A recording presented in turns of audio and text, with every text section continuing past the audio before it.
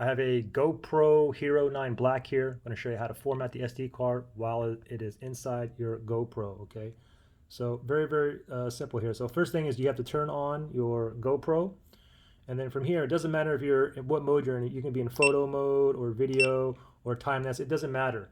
Just go into any mode, and then what you want to do from here is like from the top, you want to slide down like this, and now you want to slide to the left, okay? So slide to the left. And now we have preferences right here. Tap on preferences. And then we're going to go ahead and slide all the way down to the very bottom where it says reset.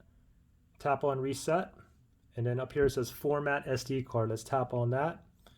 Delete all files and reformat your SD card. Yes. So I'm going to go ahead and click on format right there.